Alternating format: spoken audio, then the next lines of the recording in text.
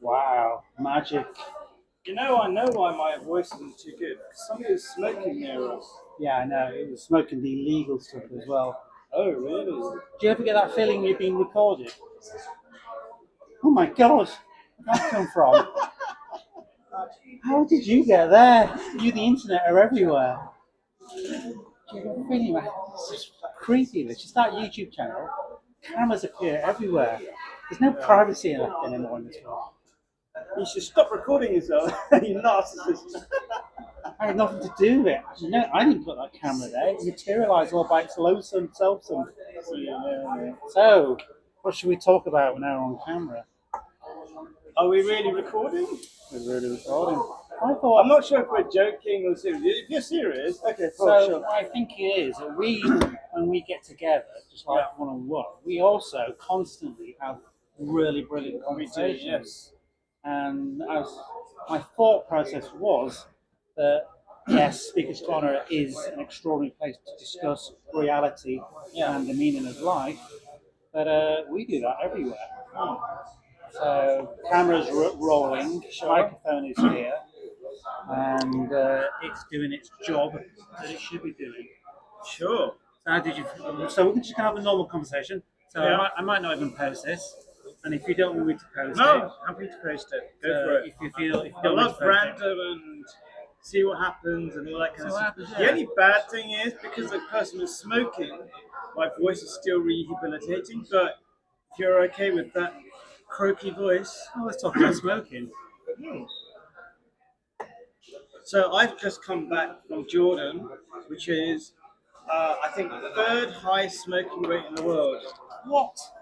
Yeah, I actually, when I was in a school there, they had an assembly telling people why they shouldn't smoke, and the kids were giving the most ridiculous answers. They made me laugh because I wasn't sure if they were serious, but they were serious. Their answers were, "We're gonna die anyway." Wow. Like, don't you want to live longer or better? I'm gonna die anyway. Yeah.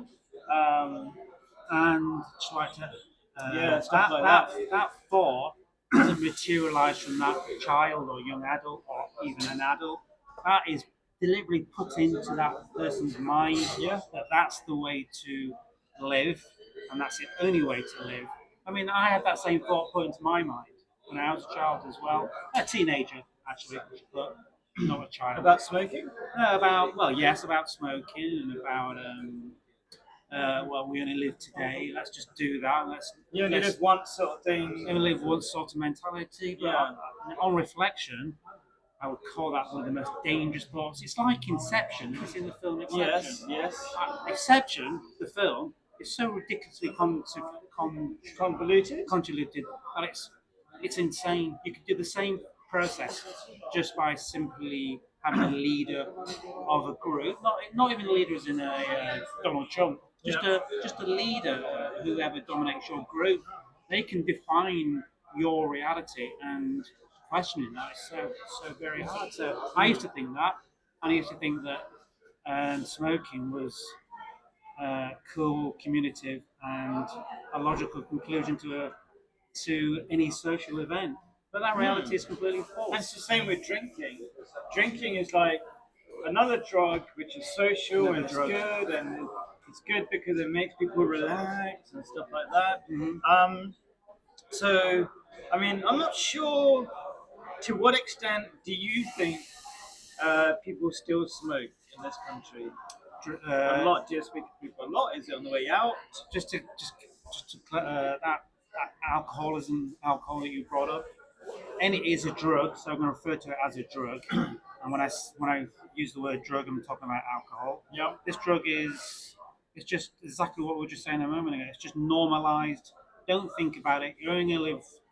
You might die tomorrow mentality. So keep taking drugs. What you shouldn't do is contemplate the reality around you, or embrace your spirituality if that's the way you're inclined, or both. You can do both of those things. Yeah. But yeah, your life is dictated by people that wish to end your life, and you're contributing to that reality, someone else's reality, by thinking thoughts like that. And also, let's not forget, making them much richer.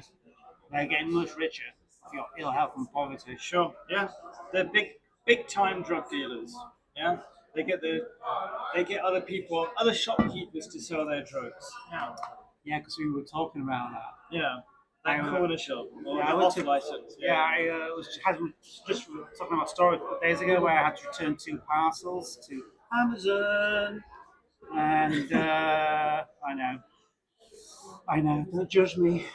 And I found a shop that takes those sorts of parcels. It's called Super Sweets or something like that. Yeah. And turned up there, and there was about 4 sweets on display, and the rest of the shop was wall to wall selling drugs, cold alcohol. And couldn't be more ashamed of that moment. I mentioned something to the guy that owned the shop, and he was insulted that someone would venture and render into reality the concept that the bloke behind the shop was a drug dealer. Is nothing less or nothing more than a drug dealer. Now, I think, just to clarify this, all drugs should be legal. But, yeah. Well, you're so as a Muslim, I don't drink any alcohol unless it's strictly medicinal, right? Um, yeah. But you're an interesting character in that, beside, even though your culture tells you alcohol is good, it makes you happy, even though it's actually known medically as a depressant. Okay, even though 1/3 of the people who get to A&E, accident emergency in hospitals, alcohol related, even though wife beatings, uh, all sorts of terrible things we don't even want to mention on camera at the moment happen because of under the influence of alcohol. It's a great drug, that's what we're told. But you're very strange in the sense that you don't drink it at all, is that right? Maybe once or twice a year. Yeah. Maybe. Yeah. So that's quite a strong stance because a lot of people go, I just drink a little bit. Why don't you just drink a little bit? I've got my very obvious reason, but I'm very interested in your reason. I describe myself as a rationalist, and I reasoned, and I'm also dyslexic. That's a very important factor in all this. Sure. So, a rationalist, I reasoned when I was very young, about 20, that my intellect, as narrow as it is and fragile as it is, would be utterly decimated by any drug use to be consumed. And I had the choice. I gave myself the choice, agency, at the age of about 20. Go, I could keep on taking drugs, alcohol, or I could pursue the idea of generating a better person and learn and progress, even though that is painful. But I think the rewards are profound, no matter the trauma or traumatic the road, the journey is for you. So drugs would pervert and confuse and destroy uh, any intellectual ambitions that I may have had, and destroyed reason. And being dyslexic, you kind of dyslexia is a little bit like being drunk permanently all the time anyway. I mean, reading is such a nightmare. I'm not saying the two are the same, but it's a disability. Taking drugs disables you, disconnects you from your humanity. Dyslexia disconnects me from my ability to be able to read efficiently and confidently. So, yeah, That's beautiful. The fact that you say it disconnects you from humanity, I really, it's beautiful in two ways because what you said was, yeah, sure, it's a struggle in some ways. Yeah, I say in some ways, not to take a drug called alcohol because maybe it'd be fun in the short term. I say in some ways because actually Muslims don't experience that as a struggle at all because it's not part of their culture. And but also the reason why I think Muslims don't experience the lure of alcohol is because they've got the substitute, which is family, social connection, all of these things. When you're missing that, you fill the void with drugs. So yes, it's a struggle in some ways, but what you get for not taking that drug, potentially, potentially if you can find a better alternative, which is community, family, interesting discussions, good friends, and all that kind of stuff. Um, there's no comparison what you can get in return for not taking that drug called alcohol. I went to the last Christmas party I went was great and sad at the same time. It was sad because so many people were off their face on alcohol, and one of them was a guy who, and I have hate to know towards nobody really, as far as I'm aware. Generally speaking, I like to maintain that kind of thinking, love for everybody, right? And I felt really sad for one person because he would. I'm a teacher, and in our break times, I'll try to make conversation with him. But he'd be in his suit and he'd be very tight and he'd be very tense and he'd be smoking all the time and he looked miserable all the time, the whole year round. But when it came to the Christmas party, he was completely off his face and he was trying to hug everybody. And I thought it was great. I thought, I wish you didn't have to have the alcohol to do that. And then it made him a bit sad and kind of the reality dawned on. I didn't want to make him sad. But me and you, we hug all the time. In Islam, hugging is like a thing. You're supposed to do it. Shaking hands is a thing. It's a teaching in Islam. Like, it's a shame, is what I'm saying. We don't need alcohol as a crutch to relate to each other. In fact, you don't really relate to each other when your brain is okay. Alcohol is also an anesthetic, right? So that means your brain's not working. So how are you connecting? You're not really connecting. You're not really emotionally connecting if you're basically reduced to. I think it also reduces your mental ability to a child or something to some extent. So yeah. anyway, yeah, you're So, not really connecting. not really connecting. But I just want to clarify my point because I said something earlier about drugs should be legal. So I think that's sounds like a contradictory statement that I don't take drugs, and yeah, I think drugs should be legal. Firstly, drugs exist, and drugs do happen, and drugs will always happen. All civilizations and communities stem from a certain drug use and have created faiths and stories and traditions built out of maybe the spirit walk, as in India or in the India. I mean, North America during the Indian and the Indians were, and South America, and the Greeks had their breathing in the fumes. So it's intriguing how traditions and some faiths and other faiths which manifested from drug taking. So drugs can be an intellectual process. They can help vision and seeing reality different, and in that sense, they are beautiful and wonderful. But how on earth can you keep that as separate from the rest of your life? Is almost impossible. Very quickly, drug any drug will transcend from being a novelty and something that actually does help to very quickly becoming a beast that devours rather than see sights. You can see insights and wisdom, and so yeah, Yeah, so drugs should be legal, but obviously under intense supervision. And you can get help as well once you legalize, like heroin. You can get legal, you can walk in and get help instantly. Because most people want to be what I believe that you describe and I describe, which is competent, capable, and giving and creating and growing.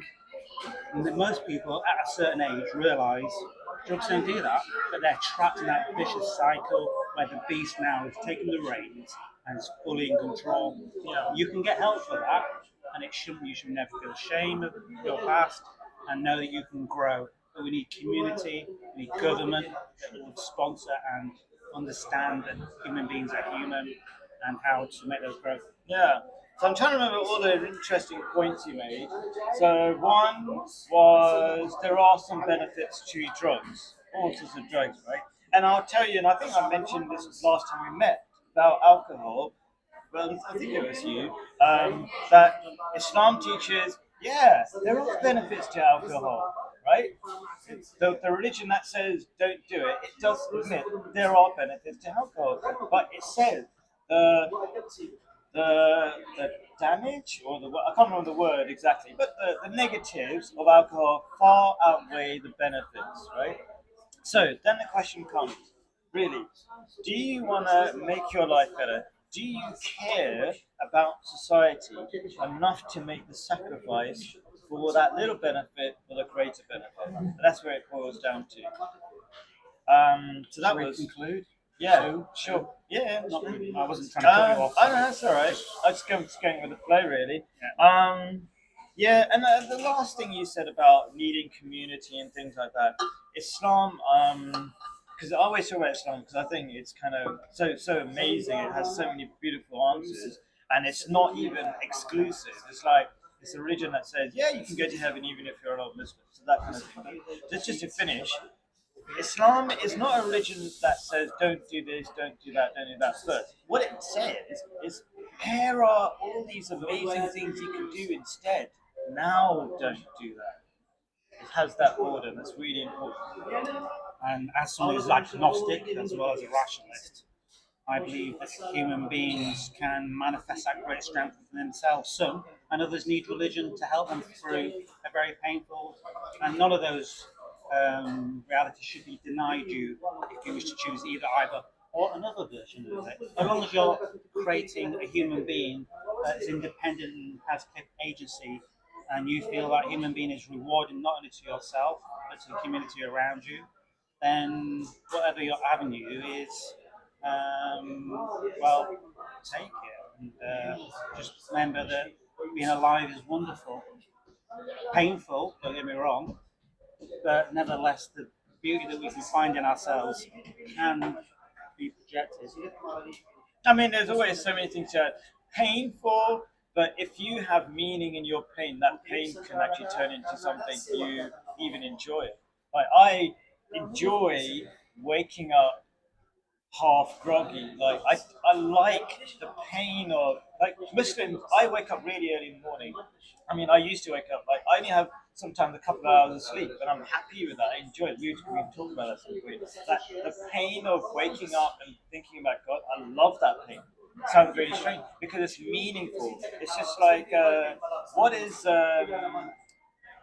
what is that? What is the pleasure of studying for an exam in which you're, like, say, you're trying to become a doctor? I can't remember what the word is, but it's kind of like you feel the progress. That progress, if there was a struggle in that progress, it wouldn't be enjoyable because it's like you're not making an effort. You're not. You know, imagine you suddenly had massive, I don't know, biceps without actually any effort, no struggle. It wouldn't be the same joy of that change. They call that steroids, by the way. Okay, all right, we'll end it there. That is the struggle without the struggle.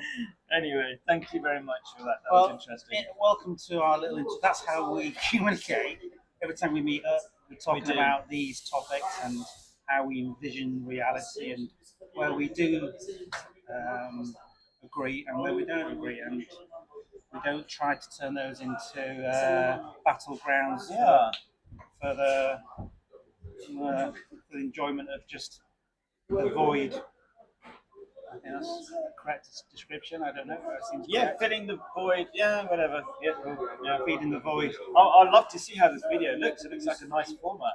Yeah, so I'll put this online. You can have it on your channel as well, of course, always. And thank you very much for giving your moments of time to experience our very brief moments of time as Yeah, well. like and subscribe. The age of dust. Welcome. Boom. On that note, we're done. Oh yeah, you see, we should record. I mean, that's our bloody conversations. Yeah. 20 minutes.